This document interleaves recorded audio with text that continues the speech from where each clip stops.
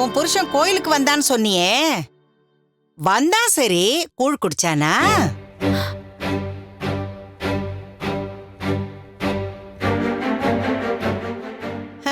எப்படி குடிச்சிருப்பான்? அவன் போகாதேன்னு சொல்லியும் நீ போயிருக்க. அவன் ஒரு முட்டா பைய. உன்னை என்னமோ புருஷன் கிழிச்ச கோட்டை தாண்டாத பொண்டாட்டின்னு நினைச்சுக்கிட்டு இருக்கான். நீ தாண்டி தாண்டி பாண்டியாட்டம் ஆடுறேன்னு அவனுக்கு பாவம் தெரியலையே.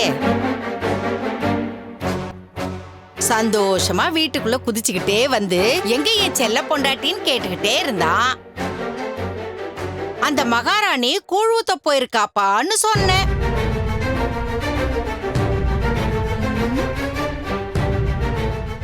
ஆனா அவ அப்ப கூட அதை நம்பல. நீ யாருன்னு அவனுக்கு தெரியாது பாரு.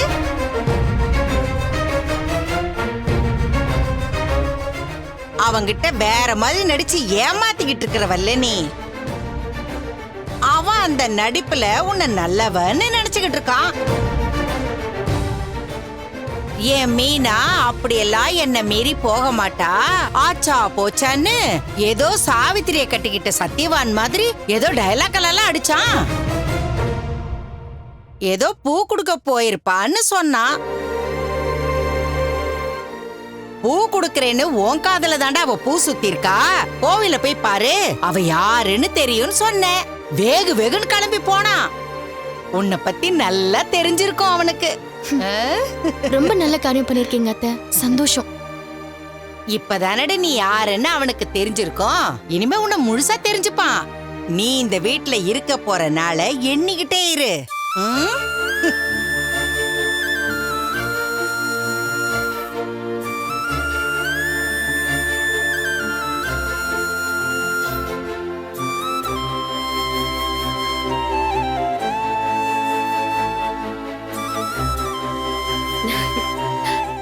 ஹாய் மீனா, உங்க வீட்டுக்கு போயிட்டு வந்துட்டீங்களா?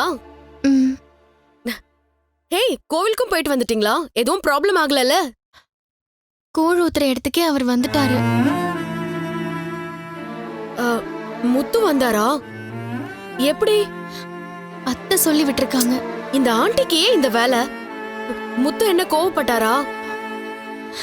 அவர் வீட்டுக்கு வந்தாதான் தெரியும்.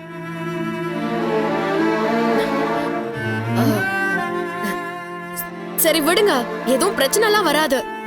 நான் ரொம்ப டயர்டா இருக்கேன், கொஞ்சம் ரெஸ்ட் எடுக்கணும். நான் போறேன். இந்தாங்க கூழ் குடிச்சிட்டு நான் உள்ள போய் குடிச்சுக்கிறேன்.